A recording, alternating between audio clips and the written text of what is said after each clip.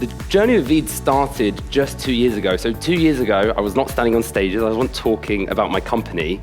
I was completely broke. I had no money. My company wasn't working. So 2 years later to be standing here presenting with a title, 5 million ARR in 2 years is quite like, I don't know, not emotional, but you know what I mean? So first of all, I'd like to start with a warning. I feel incredibly fortunate to be in this position. I'm not smarter than anyone else in this room. I'm a terrible developer, pretty bad designer too. And I don't think I could replicate this success again, to this level anyway. So yeah, just a bit of caution there. And then also the second thing is this is not an overnight success. This is an overnight success 10 years in the making. So it took a while to kind of get to this stage where we've been at. So to tell you the story, I'm going to go all the way back to when I left university. I got my first job, and it was in a design studio in London. And you're meant to celebrate your first job, and I was really happy when I got it because it was like apparently really hard to break into the design industry. And so I was really happy, but then quite quickly I got this allergic reaction to actually working full time. I was like looking around the room, and I couldn't believe that people sat at desks from 9 to 5 every single day. It was very, very strange. I also looked around the room, and I wasn't like, I don't know, I used to have this like super power, like creative energy. I used to be able to work until like midnight every night, and I was so into the projects that I was doing. However, at this job, it just kind of disappeared. I had no energy, and I found it really, really sad. And I thought I had so much more to give. The other thing that I did was, when I was there, is I was kind of like looking around the room saying, who do I want to be, I suppose, when I grow up? And, what I did was I looked at the creative directors in these creative agencies, and that's like, the head honcho of where I could get in my career. And they were making about £100,000 a year. So over 10 years, and you have to get to that level, right? So over 10 years, on 100,000 salary, you'd be making $1 million, which sounds great, right? But then once you factor in taxes, living expenses, you're not actually left with that much money at the end of the day. And if you live somewhere like I do in London, property is incredibly expensive. You literally can't do anything with that kind of cash, right? Well, of course you can get a deposit, but it didn't make sense to me. But starting Veed wasn't about actually the money. It was about creative freedom and having that energy that I was kind of missing when I had this job. I had some early successes as an entrepreneur, of varying degrees. The first thing that I did when I was about 16 was start this little business selling red cups, and the company's called Real Red Cups. And what happened was I had a 16th birthday party coming up. I saw it in this American film, and I was like, it'd be really cool to have these red cups at my birthday party. However, I couldn't find them in the UK. So I ended up getting on the phone, 16-year-old Sabba, contacting Solo Europe, the guys who make the cups, and they shipped me a box, which was really nice of them. I took out 20 cups, I did my birthday party, and then I had about 400 cups left over. So then I took them out and I started selling them on eBay, and that was going quite nicely, and I was making a bit of cash. So then I put up a website called realredcups.co.uk, and people started buying crates from me, and I didn't even know what drop shipping was, and I was technically drop shipping. So, 16, 17, 18, I was making £500-600 a month, and I was pretty happy with that. It fizzled out when I got to university, though. The next kind of business that I started was a Breaking Bad Halloween costume business. I love Breaking Bad, and there was so much hype around like the final episode, what was going to happen to Jesse Pinkman and Walter White. And me and my flatmate had this, we thought, like, wouldn't it be cool to dress up in hazmat suits for Halloween that year?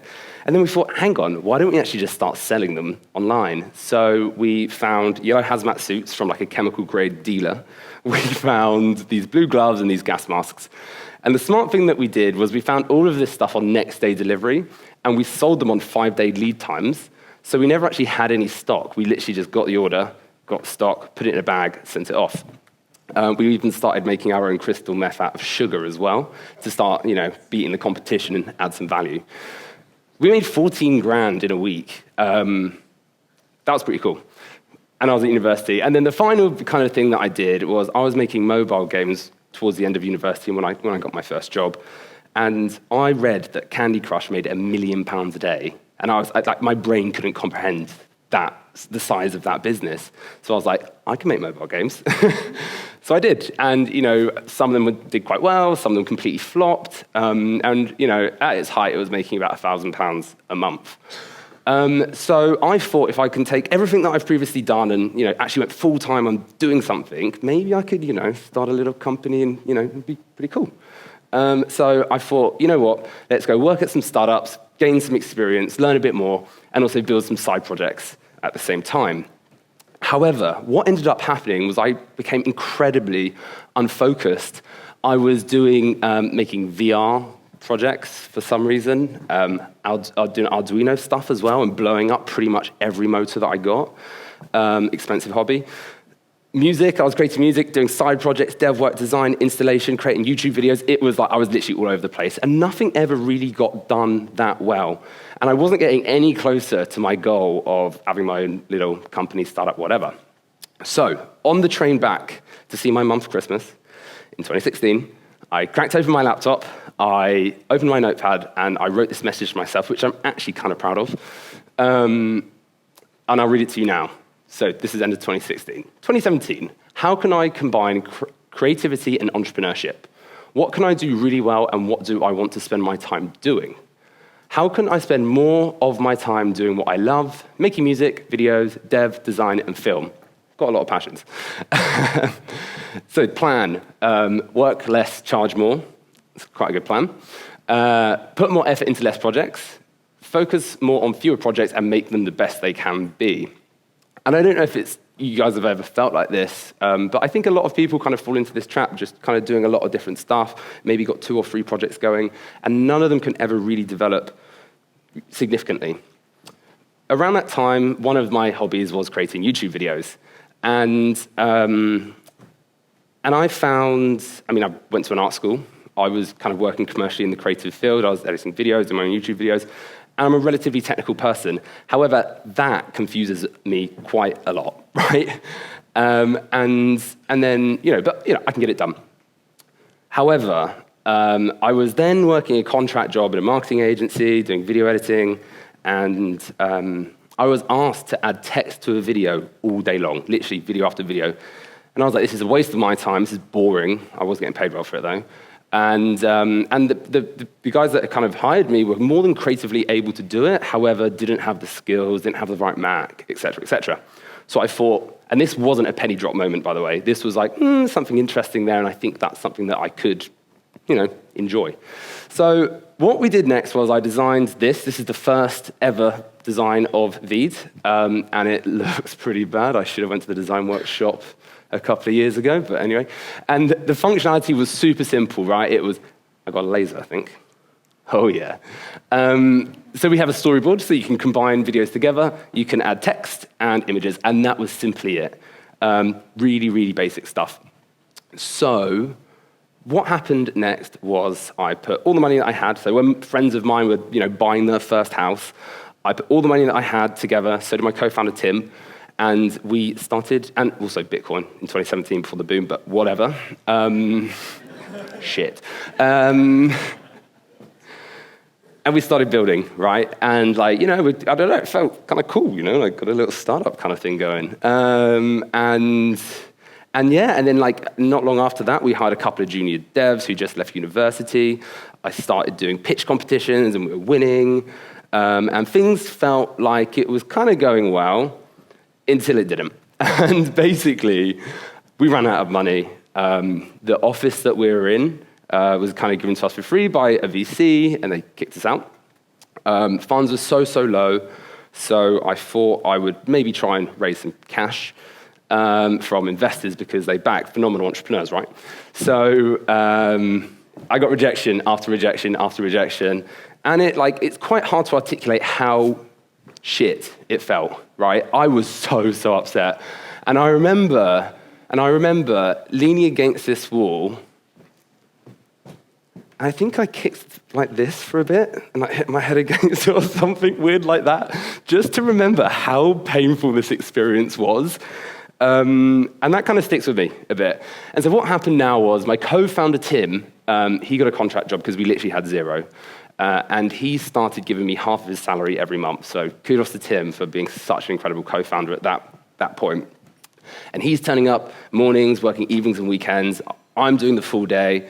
And over the next month, we pretty much get to the point where we've got an MVP out, and you can see how basic Veed is there. Look, like edit, which is probably nothing, trim.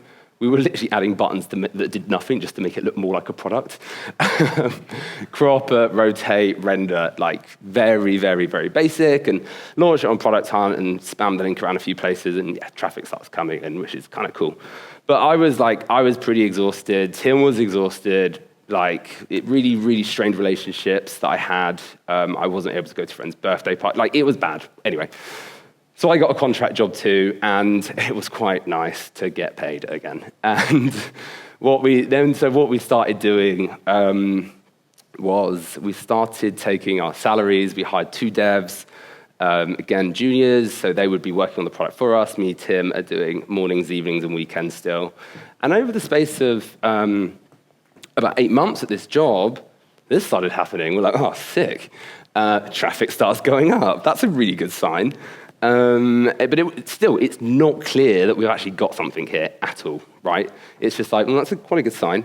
And so we quit our jobs again. We apply for the very prestigious Y Combinator. And to our amaze, we get a final interview. So me and Tim jump on a flight. We go to San Francisco. We lay next to the sign. and then so we go into the Y Combinator interview. And in this interview, we're like, barraged with questions for 10 minutes, and afterwards we're like, I think kind of did it right, like, I think we're in for a good shot here, like, video editing is a cool big market, and, And so the way that it works with YC is if you get in, you get a phone call. If you don't get in, you get an email. So we're sitting there, we're waiting, refreshing the emails, checking the phones, friend calls cancel, that sort of vibe. And it finally came in. Boom, we have been rejected. And it was like such a gut punch. It was like, oh, for fuck's sake.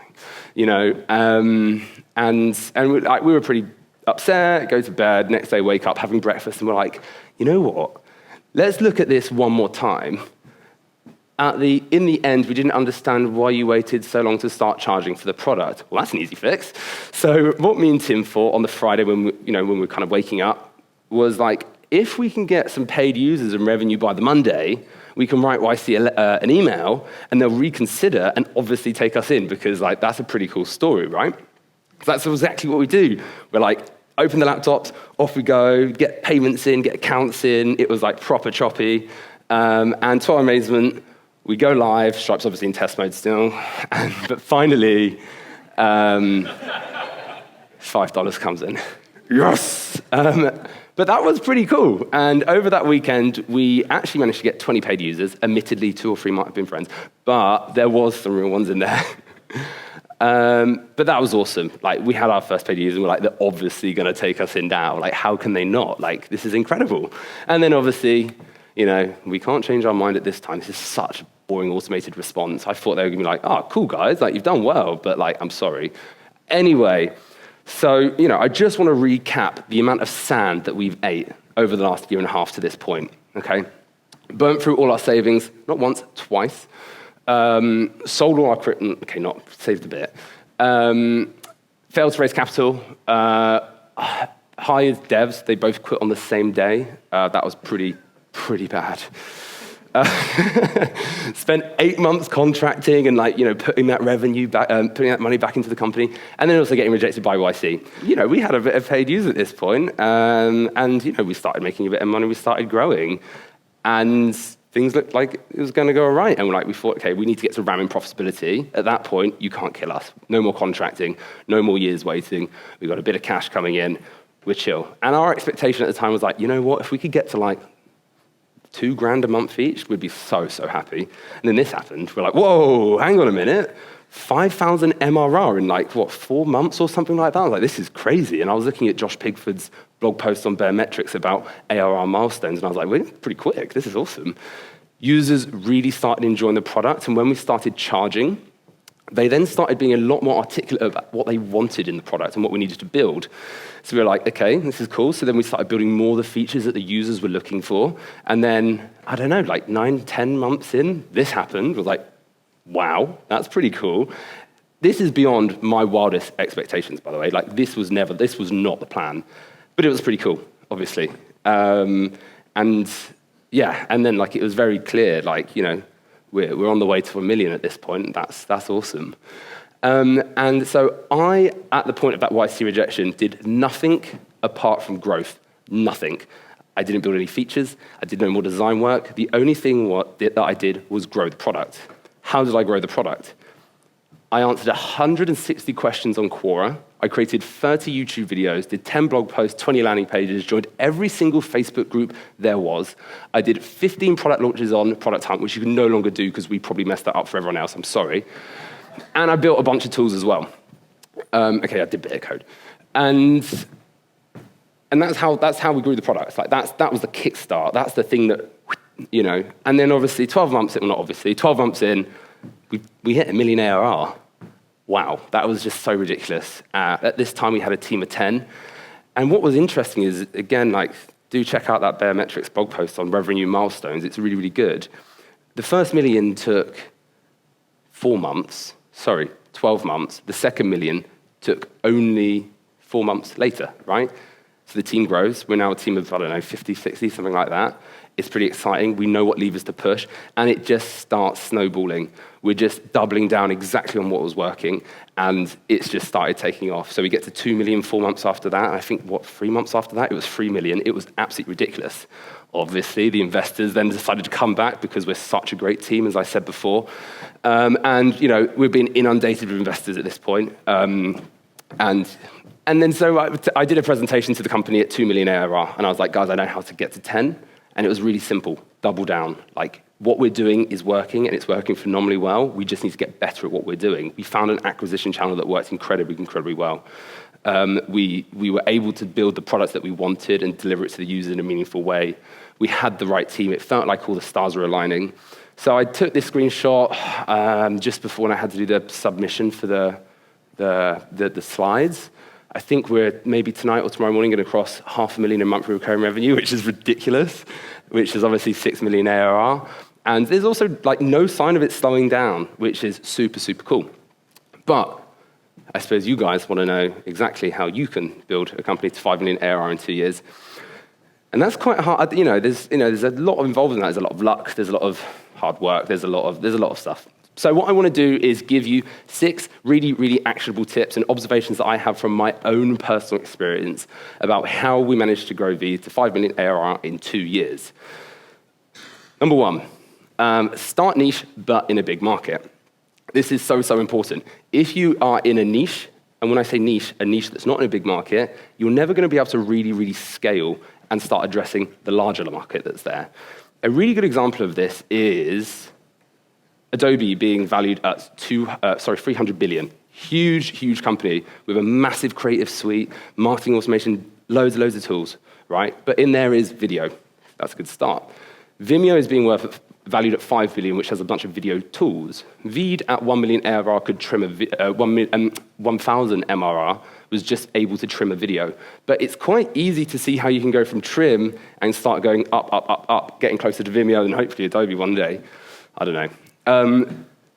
And the number one that I just to drive this point home that I think is super interesting at the moment is like, in the meditation space, there are a bunch of unicorn companies who have millions and millions in revenue, right? And then if you put that into a tool like ARR, you can see there's a lot of people actually searching for morning meditation. So big market, the meditation space, the niche in it, maybe it's morning meditation. And then you scale and you go, to the next niche, which might be like sleep meditation, et cetera, et cetera.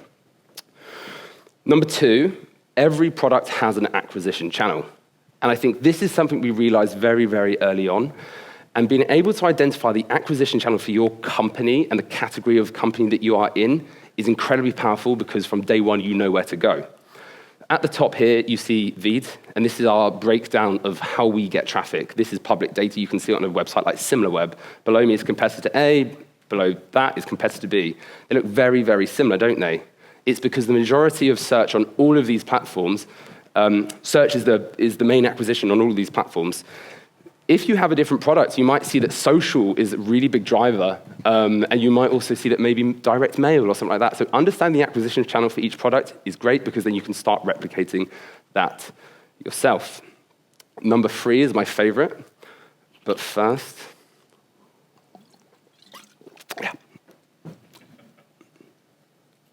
Number 3 is make something people search for. Y Combinator famously coined the term, make something people want, but that's kind of obvious, right? This is, I feel like, a lot more actionable. If you make something people search for, a few things happen. One, you identify that there's demand for the product, and you can see exactly how many people are looking for that product. The other thing is, you've now identified a product that people want, and you've also identified the way that you're going to get that product into the hands of the users. Search. And here's a bunch of examples that I decided to prepare for you guys. So, you can see, for example, chart maker, right? 100,000 people are looking to create charts every single month. The CPC is $4, which means that's what a competitor or whatever is willing to pay to be the #1 spot on Google. If you combine the traffic and the CPC, you kind of get just a number, but it's kind of nice to have another number. Next, you can see how hard it is to rank for that. This being 48 means, I'm pretty sure you could do it in a couple of years. The next is the long tail. So what's the long tail opportunity? I think it's quite high for chart maker. It's Gantt chart maker, bar chart maker, graph chart maker. Again, all of these search terms. And I've kind of scored how hard I think it would be to dev this. Another one, which I think is an incredible opportunity, is sign PDF. There are multiple companies who are public or being acquired by Dropbox that are just for signing PDFs, DocuSign, for one. There are 100,000 people also searching for that, but you see the CPC is much higher, so it's an incredibly profitable keyword to actually be ranking for. And I say it's relatively easy to rank for it. And the long tail is great. Sign PDF Max, sign PDF online, like it goes on and on. Number 4 is don't be a dev. As I said, I stopped all product, like hands-on product development work myself, apart from product management, at the point of that YC rejection, because I wanted to grow the company as quickly as I physically could. So I'm bringing this slide back. What did I do? I did 160 posts on Quora, 30 YouTube videos. There was nothing that I was doing that didn't grow the product. So if you're sitting there thinking, I would like to grow my product, and I want to get into the hands of more users, and you're building another feature that a user asks for, you are doing it wrong. You need to do this. And I know it's hard if you're a solo founder, and it's quite nice to fall back just into that engineering mode and building that next feature, but it doesn't grow your product. As I said, trim, crop, you could draw in a video and add text. That was it. We grew to 30, 40,000 monthly users with just that, and it was clunky. Number 5, it takes much, much longer than you think. And that's cool, by the way. It's normal. But if you've got enough runway to last you a year, don't be upset if you get to the end of that year and you throw, I'm done. It's probably going to take 2 years. So if you look at our this is not, unfortunately, in scale because that'd be way too hard. But it took us a year from the MVP being live to get our first $1. And before this, it was about another year. So 2 years to actually make $1, right? That's a long, long time to wait and push for that. And finally, number 6, something that I think is incredibly important and a reason why I'm standing here today and the reason why we've been successful is I care quite a lot about the products that I've built. And I've done it with an incredible co-founder who, as I said, paid me half of his salary for a few months, no questions asked, when times were really, really tough. And that takes a certain type of co-founder. And also the point about care what you work on. Me and Tim previously made this product, and it was in the real estate market. And we literally built it, we shipped it, and I was like, I do not care about real estate. And another example is say you're building a legal tech platform, you're going to be associating yourselves and hanging out with people who are lawyers. No offense to lawyers, they're fine, but I personally don't find it interesting. So build a product in a category that you actually like. Sorry, is that a lawyer over there? No? Okay, good. And just to drive that point home, incredible co-founder. Tim has been incredibly supportive to me, and I think we're a really, really good team. So that is all my slides. That's how we grew Veed from 0 to 5 million. It's actually 6 million now, ARR in just over 2 years. And thank you so much to the whole team here for putting on this amazing event. And yeah, it's been an absolute pleasure. Thank you.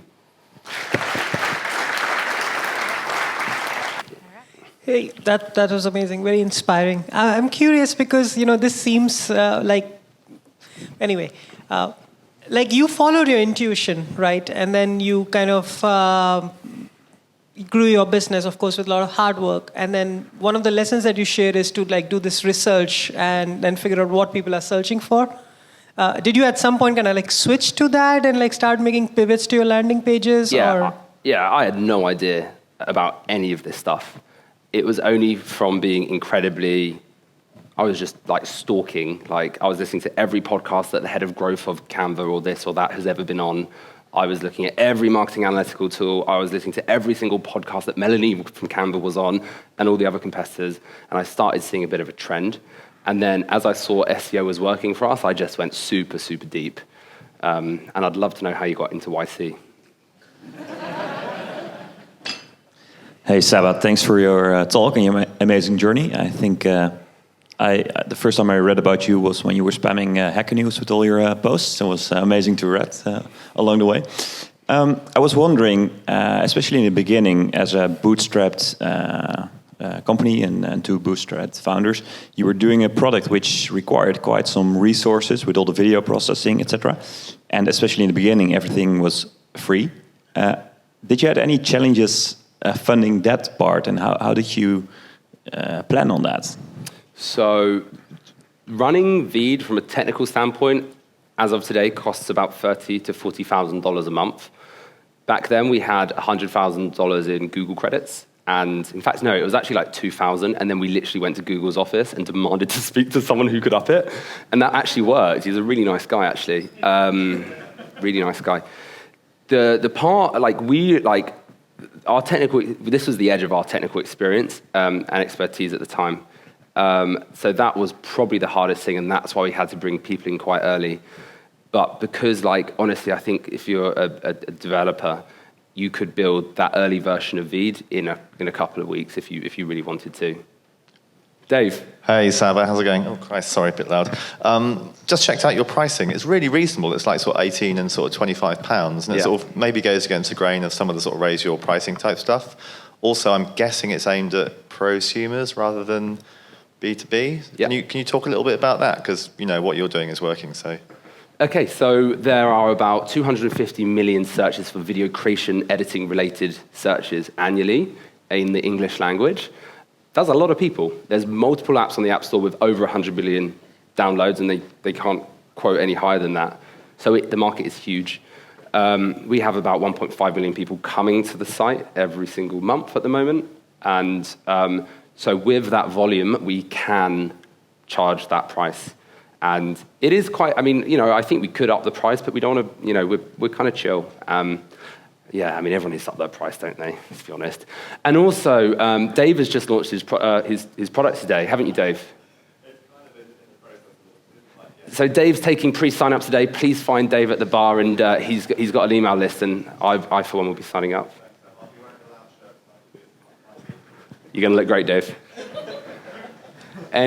Yeah? At what point did you go from just more marketing and investing in SEO to the product needs to do more? So from trim and crop and to expanding towards Adobe and the product was always being developed. The features took quite a long time because it was such an intensive product to build. But I was just grow. I was pretty aggressive on growth. I would wake up and think about growth. I'd go to bed and think about growth. Obviously the products need to, basically, when you're making enough money to not worry so much about growth, you can do product, it's that kind of relationship. But so often I see founders and friends of mine who think that the next feature is going to be the one. And a good example of this is a friend of mine was building his product for a year and a half, and I was like, oh, what are you going to do about growth? And I was like, oh, don't you worry about that. I've got this viral mechanic in there, and it's going to explode. It's going to be the next Dropbox. And I was like, really? I didn't say that. I was like, oh, cool, dude. And of course it didn't work, right? And then there was no backup though, which was really upsetting. And the product struggled to get traction because again, they're still really making those buttons pretty nice, and the glossy and blur is pretty good. I've got to say, it's a lovely looking product, but it's not growing. So, have you done 160 core posts, 20, 30 blog posts, 30 YouTube videos? Ask yourself that question. Part of the reason you saw the opportunity for Veed was the complexity of the existing video tools. Is there anything you're doing to make sure that Veed doesn't itself become too complex, or is that okay as you start to grow and move up market? Yeah, I think that I just recently heard a really good podcast on this very topic. So, we're always trying. Okay, so one thing that I did was super helpful in the early days is any user that signed up for Veed or paid for Veed could book a call with me, and instead of being like, "Oh, I'd love to learn about how you're using the product," I was like, "If you want to book an onboarding call, I'm more than happy to show you how the product works." And I had a lot of FaceTime with our users. And they are not YouTubers. They're not young. They're not hip. Those guys are using the decent editing software. Like they're working in a marketing agency in their 40s, right? And so I've got this image of the user in my head, and I know that they're going to look at the product, and what they need to see needs to just make sense, So we've ignored a lot of the sort of generic design principles that you might normally associate with video editing, so that we can bend the rules a little bit to what we think is a more intuitive and native experience.